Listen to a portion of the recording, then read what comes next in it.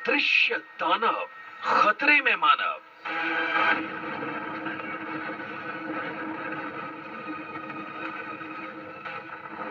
खबर ऐसी है जिसने वैज्ञानिकों को भी परेशान कर दिया है। सूरज के पीछे छिपा एक एस्टेरॉयड तेजी से पृथ्वी की तरफ बढ़ रहा है और अगर इसकी टक्कर होती है तो इसकी टक्कर से पूरी धरती पर जीवन खत्म हो सकता है। एटम बम से बड़ा विनाश, न धरती बचेगी न आकाश।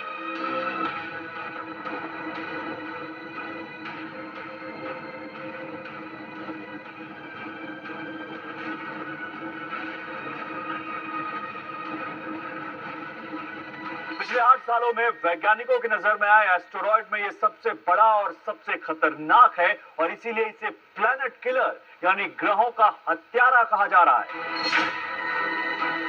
सूरज के पीछे दानव छिपा है, वो धरती के करीब आ रहा है।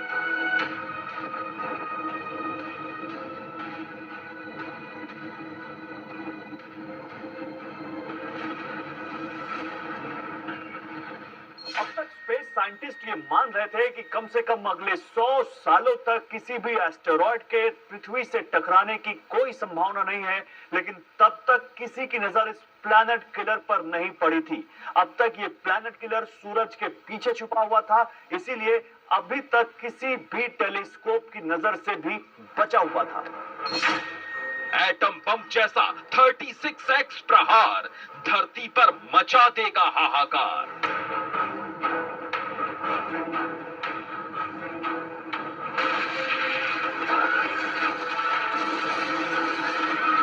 ये प्लैनेट किलर बहुत खतरनाक है क्योंकि इसका रास्ता पृथ्वी की ऑर्बिट से होकर गुजरता है।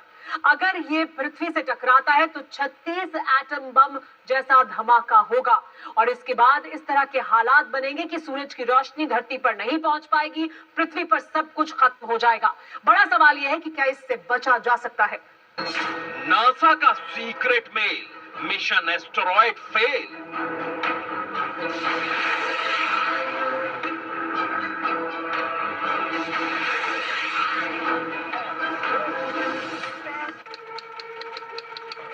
सत्ताईस सितंबर 2022 सुबह 4:45 अंतरिक्ष में कहीं नासा ने डॉट मिशन के तहत धरती को एस्टेरॉयड की टक्कर से होने वाले महाविनाश से बचाने के लिए अंतरिक्ष में एक बहुत बड़ा प्रयोग किया, डॉट यानी डबल एस्टेरॉयड रीडायरेक्शन टेस्ट। इसके पीछे नासा के एक्सपर्ट्स की कई साल की मेहनत थी। डॉट को स्पेसएक्स रॉकेट ने 2021 में लॉन्च किया था।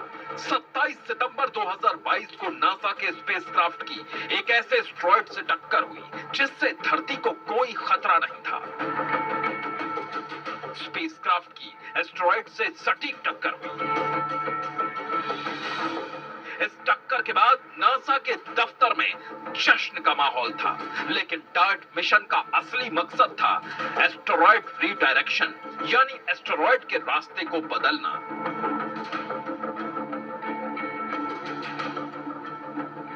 इसके लिए बहुत सारे डेटा एनालिसिस की जरूरत थी और जब डेटा का एनालिसिस हुआ तो पता चला खतरा टला नहीं है।